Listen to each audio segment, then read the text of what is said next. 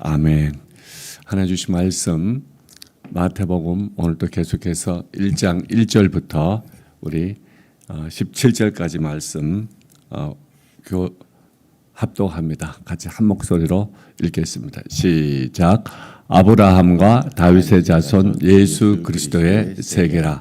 아브라함이 이삭을 낳고 이삭은 야곱을 낳고 야곱은 유다와 그의 형제를 낳고 유다는 다말에게서 베레스와 세라를 낳고 베레스는 헤스론을 낳고 헤스론은 람을 낳고 람은 아미나답을 낳고 아미나답은 나손을 낳고 나손은 살몬을 낳고 살몬은 라합에게서 보아스를 낳고 보아스는 룻에게서 오벳을 낳고 오벳은 이새를 낳고 이새는 다윗 왕을 낳으니라.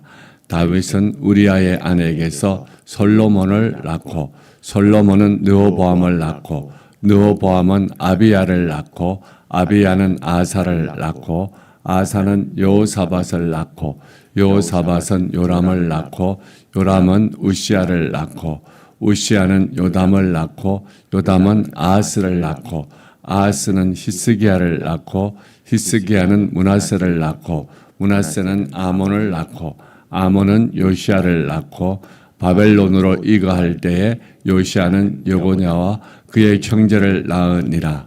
바벨론으로 이거한 후에 여고냐는 스알디엘을 낳고 스알디엘은 스룹바벨을 낳고 스룹바벨은 아비웃을 낳고 아비웃은 엘리야김을 낳고 엘리야김은 아소를 낳고 아소르는 사독을 낳고 사독은 아킴을 낳고 아킴은 엘리웃을 낳고 엘리웃은 엘리아사를 낳고 엘리아사는 mat단을 낳고 mat단은 야곱을 낳고 야곱은 마리아의 남편 요셉을 낳았으니 마리아에게서 그리스도라 칭하는 예수가 나시니라. 그런즉 모든 대수가 아브라함부터 다윗까지 14대요 다윗부터 바벨론으로 이거할 때까지 14대요 바벨론으로 이거한 후부터 그리스도까지 14대라. 아멘. 자, 우리 하나님과 또 서로에게 또 힘차게 사랑을 고백하며 선포합니다.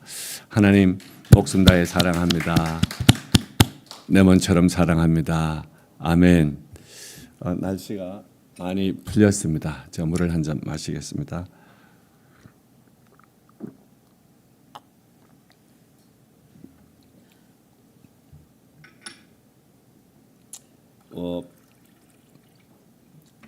마태복음 1장 1절은 마태복음 1장 그 예수 그리스도의 계보의 그 주제이자 또 마태복음의 주제이자 사복음서의 주제이자 신약의 주제이자 또 우리 인생 인류 역사의 주제라 그랬어요. 그러니까 말씀을 잘 우리가 익혀 알아야 됩니다. 근데 이제 2절부터 17절까지 본격적으로 이 예수 그리스도에 대한 계보가 나오는데요. 14대로 되어 있어요. 여기에 대해서 마태복음 1장 계보에 대해서 나눌 말씀이 많은데 오늘 새벽으로 마쳐야 되기 때문에 몇 가지만 오늘 우리가 그동안 나누지 않았던 말씀을 나눌 겁니다. 왜 14대로 나누었을까? 여기에 대해서 성경이 왜 그렇게 했는지 근거가 없어요. 근거가 없는데 근거를 주로 이제 두 가지에서 찾습니다. 다윗이라는 이 이름을 히브리 말로는 숫자와 연관되어 있어. 이 언어를 그 이름을 분석하면은 14입니다. 그래서 14로 다윗의 초점을 맞추기 위해서 14대로 하지 않았을까? 이렇게 많은 사람들이 생각을 해요.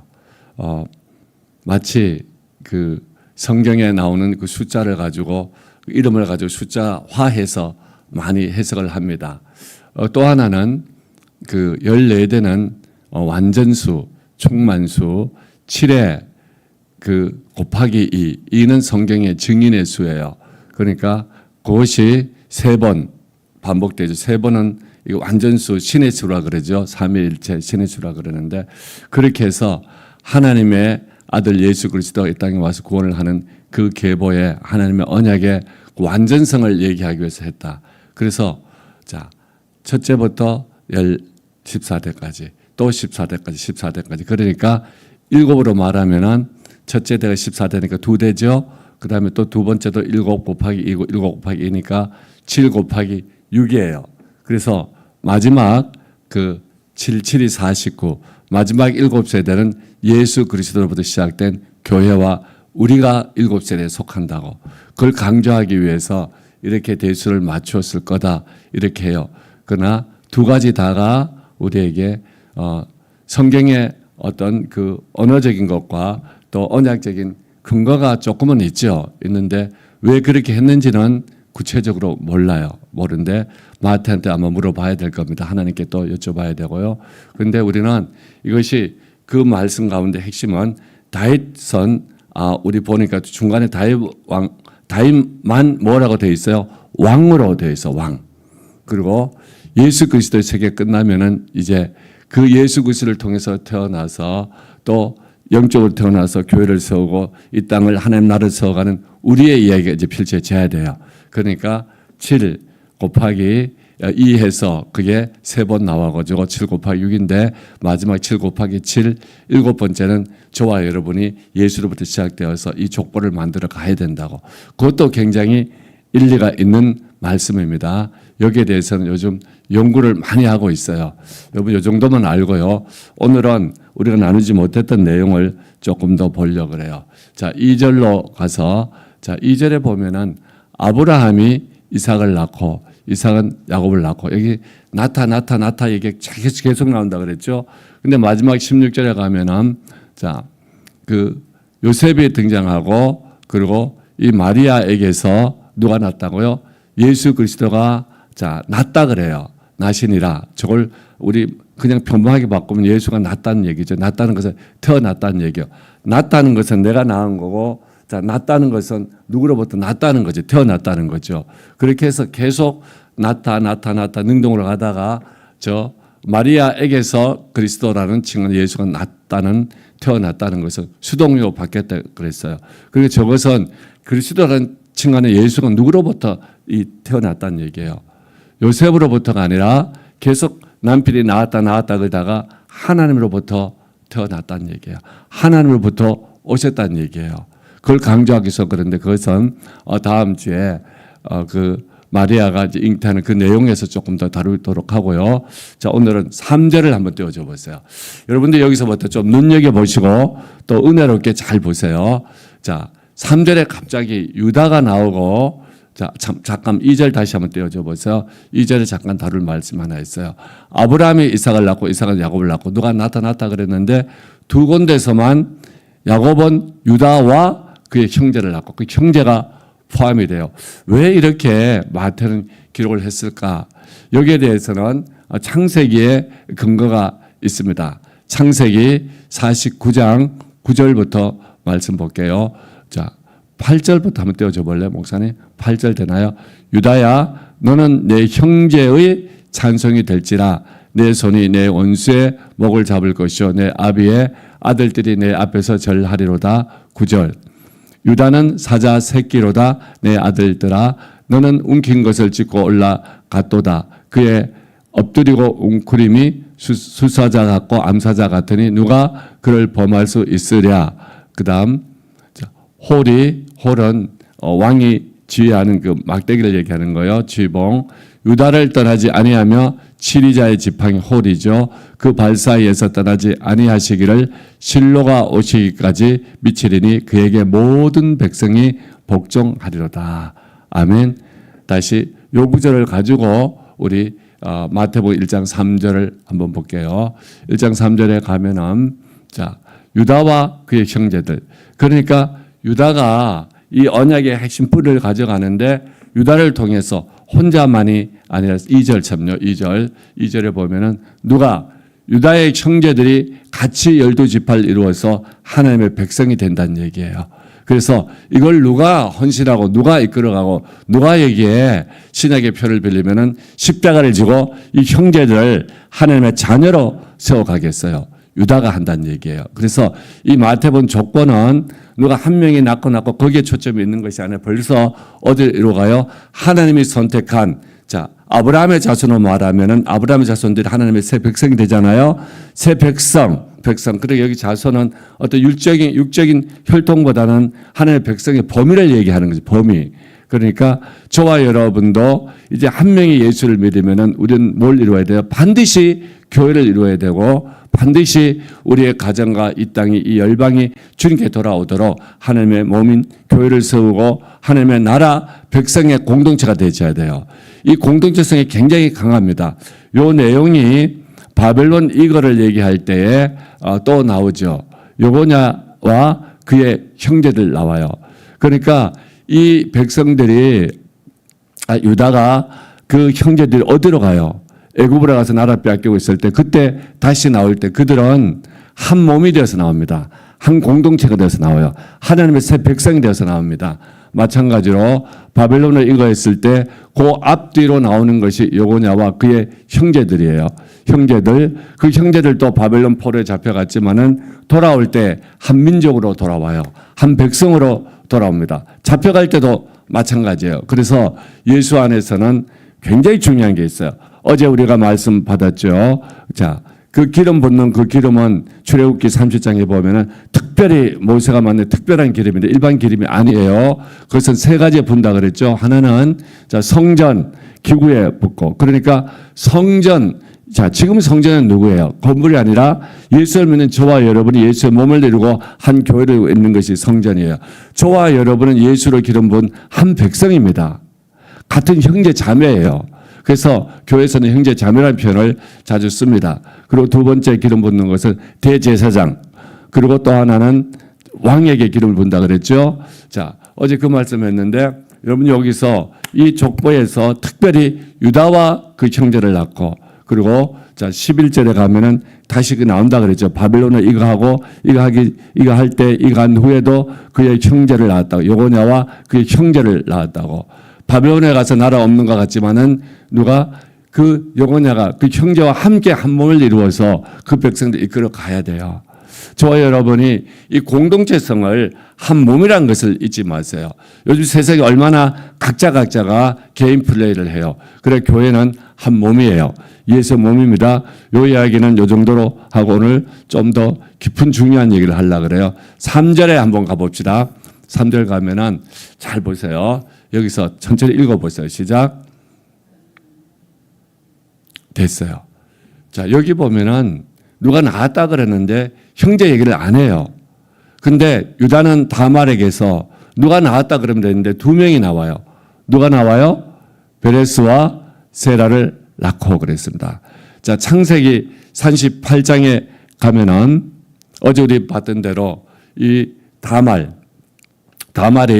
그 유다의 첫째 아들이 죽고 나서 첫째 아들 아내였는데 그 계대 결혼을 해야 되는데 그래서 그 족보를 이어가야 되는데 둘째도 안 해주고 셋째도 안 해주니까 그 시아버지한테 가서 그 씨를 받습니다. 근데 여기서는 어떤 근친 상간을 얘기하려는 것이 아니라 뭘 얘기한다 그랬어요? 그 당시에 그 문화로 돌아가면은 그 족보를 이어가는 한결같은 그 마음을 제 다말에게서 보는 거예요. 근데 29절에 갔더니 다말이 두 명을 낳습니다. 쌍둥이를 낳아요. 쌍둥이를 낳는데 베레스와 세라를 낳습니다. 그런데 29절에서 이 베레스가 나와요. 자, 이 베레스가 나오는데 요걸 가지고 이제 어디로 가냐면은 룻기서로 갈 겁니다. 자, 이 마태복음 1장의 계보의 그 다윗 계보의 내용은 룻기서에 있는 내용을 그대로 가지고 왔어요. 마태 그대로 가지고 와서 구약을 인용합니다. 자, 요 구절 한번 천천히 읽어보세요. 시작. 예수께서 이 소년 여자로 이 소년 그러니까 소년이 여자 그 얘기가 아니고요. 소년은 무슨 뜻이겠어? 젊은 여자라는 얘기가 됐죠? 젊은 여자로 다시 읽겠습니다. 시작. 예수께서 이 소년 여자로 내게 후사를 주사 이제 자녀 주겠다는 얘기죠. 너의 집으로 다말이 유다에게 낳아준 베레스의 집과 같게 하시기를 원하노라. 뜬금없이 이 말씀이 나와요. 제가 이 말씀을 룻기서 하면서 조금만 하고 내용이 여러분들에게 좀 어려울 것 같아서 건너뛰었어요. 오늘 이 내용을 설명하려고 그래요. 자, 왜 베레스를 여기서 등장시켰냐면은 당시에 룻기서가 기록될 당시에 이 독자들의 이 당시 그 히브리인들 생각에는 어떤 것이 있었냐면은 자, 다윗 왕이 와야 되는데 누가 와야 돼요? 다윗 왕 같은 자가 와서 우리를 살려야 되는데, 하나님 보내신 언약의 왕 그 후손이 와야 되는데, 그 다윗 왕은 반드시 누구의 계보에서 오냐면은 베레스의 계보에서 온다고. 그래서 그 사람들은 그런 생각이 꽉 차 있어요. 예를 들면 우리나라 같으면은 세종대왕 같은 왕이 나타났으면 좋겠다고 그런 생각하는 것처럼, 다시 다윗 같은 왕이 오는데, 다윗의 자손의 왕은 다윗 왕도 마찬가지고요. 누구의 계보에서 와야 다윗 왕이 후손이 된다고요? 베레스의 후손. 근데 이런 말에 속담도 있어요. 그 유대인들에게 당시에 보면은. 그래서 이 베레스를 강조한 거예요. 갑자기 뜬금없이 루키서 하다가 베레스를 왜 등장시켰는가. 다시 이 루키서 독자들의 마음속에 뭐가 있었다고요? 다윗 왕 같은 왕이 와서, 메시아가 와서 우리를 정말 통치하고 다스려서 우리에게 목자를 해주셔야 되는데, 근데 그 다윗 왕 같은 후손은, 다윗 왕의 후손은 누구의 집의 후손이라고요? 베레스의 집의 후손이라고. 근데 이 베레스는 누구한테서 났어요? 다말에게서 났단 말이에요. 그래서 여기서 다말에게서, 자, 베레스와 세라가 낳고, 동생이 세라의 쌍둥이 낳는데 중요하게 다뤄집니다. 이제 요거 정도 이해해가지고, 자, 그러면은 이 왜 베레스의 집에서 낳았다는 것을 룻기서에서도, 이 지금 룻기서는 결국은 어디에서 끝나요? 자, 룻기서 우리 4장 17절로 가볼게요. 어디서 끝난지 잘 보세요. 그 이웃 여인들이 그에게 이름을 주되 나오미가 아들 낳았다 하며 그 이름을 뭐라 그랬다고요? 오벳. 사실 나오미가 낳지 않고 누가 낳았어요? 룻이 낳았어요. 오벳. 그러면서 처음으로 다윗이 이제 등장합니다. 등장하는데 볼게요. 자, 오벳이라 하는데 그는 다윗의 아비인 누구라고? 이세 아비였더라. 다시 오벳인데 오벳은 다윗의 아비인 이세 아비였더라. 자, 유대인들이 그렇게 기다리고 히브리인들이 기다리던 다윗이 여기서 처음 등장합니다. 등장하는데, 근데 이세 아비 누구예요? 오벳. 근데 이세가 누구예요? 다윗의 아비. 근데 오벳이 누구한테서 태어났어요? 오벳이 룻에게서 태어난 거예요. 태어났는데, 그래서 룻에게 지금 여호와께서 그 말씀을 하는 거예요. 너로부터 태어난 아들, 거기에서 유대인들이 기다리고, 자, 히브리인들이 기다리던 메시아가 올 건데, 아까 메시아 다윗의 그 왕의 그 언약대로 다윗 왕의 후손의 메시아는 반드시 다윗 왕의 후손은 그 다윗 왕 그 앞에 누구의 족보에 있어야 된다고요? 베레스의 족보에 있어야 된다고. 그래서 다시 룻기서 4장 12절 띄워줘 보세요. 이 구절을 가지고 여러분들이 4장 12절 읽어볼게요. 시작. 여호와께서 이 소년 여자로 내게 후사를 주사 내 집으로 다말이, 그러니까 저기서 원래는 컴마를 찍어야 되죠. 내 집에 하고 컴마를 찍어야 여기 삽입이 된 거죠. 자, 내 집으로 뭐요? 다말이 유다에게서 나오죠. 누구? 베레스의 집과 같게 하시기를 원하노라. 할렐루야. 이해가 되셨을까요? 자, 이렇게 해가지고 룻기서 우리 4장 이제 18절부터 볼게요. 18절부터는 본격적으로 이 소개하면서 누구로부터 시작해요? 베레스로부터 시작합니다. 다시 누구로부터? 베레스의 세계라. 베레스의 세계는 이러하니라. 그럼 베레스의 세계 어디서 끝날까요? 다윗에게서 끝나요. 그러니까 다윗은 결국 어디서 왔다는 얘기예요? 베레스에서 왔고, 베레스는 어디서 났다는 얘기예요? 다말에게서 났다는 얘기예요. 그게 그들이 말하는 언약의 정통성이에요. 그 정통성을 예수가 가지고 왔다는 얘기예요. 히브리인들 너희들이 기다리는 그 예수가 그 정통성을 가지고 있는 메시아라고. 할렐루야. 자, 그럼 읽어볼게요. 다시. 자, 베레스의 세계라 이러하니라. 베레스는 헤스론을 낳았고, 헤스론은 람을 낳았고, 람은 아미나답을 낳았고, 아미나답은 나손을 낳았고, 나손은 살몬을 낳았고, 살몬은, 자, 이제 중요한 여기서 뭐가 나와요? 보아스를 낳았고, 이제 보아스가 등장합니다. 보아스를 낳았고, 그 다음에 보아스는 누구를? 오벳을 낳았고, 그럼 오벳은 이세를 낳았고, 이세는 다윗을 낳았더라. 이렇게 해서 룻기서는 다윗으로 끝이 납니다. 다윗이 끝났는데 이 족보의 시작을 어디로 잡았어요? 베레스로 잡은 거예요. 그래서 다시 4장 18절 띄워줘 보세요. 이 족보를 말하면서 시작이 어디였어요? 4장 18절 한번 읽어볼게요. 자, 18절. 룻기서 4장 18절. 아까 뭐라 그랬어요? 베레스의 세계는 이러하니라. 그런데 그 마지막이 뭐요? 다윗을 낳았다. 예, 됐습니다.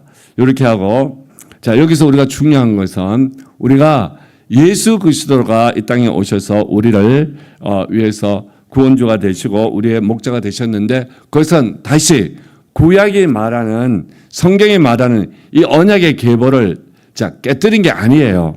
이걸 다 완성을 하신 겁니다. 성취를 하신 거예요. 그러니까 예수님이 이 땅에 와서 하신 일은 더 크게 넓게 말하면 하나님의 모든 약속, 모든 말씀을 다 그대로 성취하신 거예요. 그대로 다 이루시기 때문에 예수의 말씀에 생명이 있고, 예수의 말씀에 순종하기만 하면은 주의 영광이 다 나타나는 거예요. 자, 요한복음의 첫 기사가 어떻게 났어요? 그 마리아가 그 예수의 말씀에 순종하자마자 거기에 주의 영광이, 하나님의 영광이 나타났다 그랬잖아요. 물이 포도주로 바뀌었는데 이전에 없었던 최고의 잔치가 열려진 겁니다. 아멘. 자, 여기까지 하고, 그러면은 이제 조금 더 말씀을 볼게요. 자, 우리 마태복음으로 돌아가서, 자, 우리 3절 했는데 3절부터 한번 읽어갈 겁니다. 마태복음 1장 3절부터. 자, 이제 천천히 보세요. 강조점이 어디 있는지. 시작. 유다는 다말에게서, 우리 어디 강조해야 돼요? 베레스와 세라를 낳고, 베레스는 헤스론을 낳고, 헤스론은 나함을 낳고, 4절. 나함은 아비나답을 낳고, 아미나답은 나손을 낳고, 나손은 살몬을 낳고, 그 다음 잘 봐요. 살몬은 라합에게서 누구? 보아스를 낳고, 그 다음 잘 봐요. 보아스는 룻에게서 뭘 낳아요? 오벳을 낳고, 오벳은 이세를 낳고, 그 다음에 이제 이세는 다윗 왕 처음으로 등장합니다. 다윗 왕을 낳으니라. 아멘. 여기에 초점이 있어요. 여기에. 여러분들 이제 이 말씀을 가지고 제가 이렇게 좀 오늘 말씀을 드리려고 그래요. 자, 이 앞에서 우리 이틀 전에 봤던 대로, 자, 다말 나왔고, 기생 나함 나왔죠. 여기서 또 누구 나왔어요? 룻이 나왔어요. 여기서, 그리고 조금 있다 보면은, 자, 우리아의 아내가 나오는데, 여기서, 자, 우리아의 아내 구절을 한 번 더 보도록 할게요. 그 다음에, 자, 여기 우리아의 아내 나왔죠? 근데 여기서는 우리아의 아내는 밧세바는 이름이 없어요. 없고 그냥 우리의 아내예요. 우리의 아내가 다윗 왕을 선택한 것이 아니라 누가 선택을 했어요? 다윗 왕이 우리의 아내를 선택한 거예요. 근데 이 내용도 마찬가지예요. 이 내용도, 그리고 앞에도 그러고, 이들은 처절하게 하나님 앞에 섭니다. 자, 이 다말은 뭐 때문에 서요? 하나님의 족보를 이루어 가겠다고. 자, 자기가 하나님의 족보를 이루어 가겠다 안 하겠다를 떠나가지고 유다의 족보를 이루어 가겠다고, 언약의 족보를 이루어 가겠다고. 라합은 우리 어제 본 대로 누구를 선택해요? 내가 당신의 하나님이 여호와가 뭐요? 상천하지의 하나님이시라고. 그리고 룻은 어떤 고백을 해요? 내가 당신의 하나님을 따르고 당신의 백성을 따르고 당신의 하나님에 있는 그 땅에 내가 가겠다고. 내가 여기서 만일 거절하고 그 땅을 가지 않으면 내가 죽을지언정 그 일을 할 것이라고. 누구를 선택해요? 하나님을 선택하고, 하나님의 언약을 선택하고, 하나님의 사람을 선택하고, 하나님의 백성을, 하나님의 땅을 선택하는 거예요. 근데 이 세 여인은 초라한 여인이에요. 이 우리의 아내도 마찬가지예요. 당시로 말하면 돌로 맞아 죽어야 될 여인 같은 사람이죠. 다말도 이방 여인이라고 그렇게 전승됩니다. 성경에 안 나와 있어요. 자, 그리고 라합은 창녀였어요. 그리고 룻은 남편 죽고 이방 모압 여인입니다. 그렇지만은 신분 관계없이 누구든지 결단하고 하나님을 선택하면 되는 거예요. 하나님의 약속만 믿으면 되는 거예요. 이게 우리에게 복음의 뿌리입니다. 아멘. 다윗 왕은 왕으로 세워졌지만 저 우리의 아내를 통해서 엄청난 범죄를 저지르죠. 사는 죄와 가는 죄를 저지릅니다. 그런데 이때 다윗 왕은 그것 가지고 세상 왕의 행사를 하지 않아요. 하나님의 말씀이 나던 선제를 통해서 주어지자 우리 시편 51편 우리 두 주 동안 봤잖아요. 오늘 금요일인데 지난주 그전주 봤잖아요. 다윗이 시편 51편에서 저 문제가 얼마나 하나님 앞에 처절하게 쓰고. 자, 우리 시편 51편 9절, 10절, 11절 한번 볼게요. 다윗이 하나님 앞에 기도하면서 내 죄를 말갛게 씻어달라 그러고, 하나님 내게서 나를 용서해달라 그러고, 나를 다시 새롭게 창조해달라 그러고, 우리 어제 본 대로 주의 성령 여호와시니 나를 떠나지 않게 해달라고. 다윗은요 애절하게 그리고 간절하게 하나님 앞에 서서 기도를 합니다. 그 하나님을 찾고 하나님 앞에 회개하고 하나님 앞에 그 기도를 통해서 내가 하나님의 도를 전한다 그러고 하나님의 공동체를 세우고 하나님의 말씀을 전파한 자가 되겠다고 그러면서 다짐하면서 새로운 모습으로 그 결단을 합니다. 그때에 하나님은 이 다윗을 뭐라 그래요? 내 마음에 합당한 자라고 51편 9절부터 띄워줘 보세요. 9절. 자, 우리 9절 한번 읽어볼게요. 시작. 주의 얼굴을 내 죄에서 돌이키시고 내 모든 죄악을 도말하소서. 하나님이여 내 속에 정한 마음을 창조하시고 내 안에 정직한 영을 새롭게 하소서. 나 완전히 새롭게 해서 새 사람 만들어서 경각해 달라는 얘기예요. 11절에서 나는 나를 주 앞에서 쫓아내지 마시고 주의 성신을 내게서 거두지 마소서. 왜 성신을 거두지 마소서 그래서 어제 봤던 기름 부음을 가지고 보면은 기름은 누가 보여? 성전에 붓고 대제사장에게 붓고 왕에게 본 거예요. 주의 성신을 가져간다는 것은 다윗의 언약에 왕을 서서 경고케 하겠던 그것을 하나님이 깨뜨려버리지 말란 얘기예요. 다윗은 이 기도를 하면서 다시 하나님 앞에 섰습니다. 그때 하나님은 회개하고 돌아온 다윗을 내 마음에 합한 자라고 유일하게 성경에 왕 앞에 붙인 이름이에요. 별명입니다. 저와 여러분 꼭 그리 되시길 바랍니다. 이걸 가지고 우리는 이런 생각을 해야 돼요. 우리 한 명 한 명이 하나님 앞에 어떤 모습으로 나왔든지 우리의 과거가 중요한 것이 아니에요. 우리 신분이 중요한 것이 아니에요. 우리의 어떤 잘했고 못한 것이 중요한 것이 아니에요. 하나님 앞에 진실되게 서는가 안 서는가. 예수 계보를 내가 선택하는가 안 선택하는가. 주님 앞에 내가 진정으로 상한 마음으로 나가는가 안 나가는가. 그 주님만이 내 생명이라고 잡는가 안 잡는가. 이게 중요한 거예요. 거기서부터 이 예수 그리스도의 새 역사, 우리 앞에서 말했던 그 다윗, 만일 다윗의 14를 가지고 한다면은 이제 다윗 왕의 왕 같은 제사장을 저와 여러분이 설 것이고, 그리고 그 7 곱하기 7 해가지고 7 곱하기 6 해서 14, 14 나온 걸로 말하면 이제 7 곱하기 7, 일곱 번째 누가요? 교회와 저와 여러분이 주의 성령으로 예수를 믿고 새 역사를 써갈 겁니다. 이런 믿음의 확신을 가지고 이 족보를 마무리하시기를 바랍니다. 할렐루야. 우리 하나님께 영광의 박수 힘차게 올려드립니다. 오늘 좀 어려운 말씀을 전했습니다. 여러분 또 한번 들어보세요. 들어보고 돌려듣기를 해보세요. 그리고 이 말씀을 좀 깊이 알고 믿음의 확신을 가지고 그러면은 이 신약 때문에 구약이 뚫려지고 구약 때문에 신약이 뚫려져서 우리의 삶의 눈이 예수로 확 뚫려질 겁니다. 꼭 그런 역사가 있기를 바랍니다. 그리고 오늘 금요 심야기도가 있습니다. 뜨겁게 같이 기도하고 또 함께 부르짖기를 바랍니다. 우리 두 손 높이 들고 주님 세 번 간절히 부르고 가져온 기도 제목까지 기도하겠습니다. 주여 주여 주여 주님 감사합니다. 오 주여.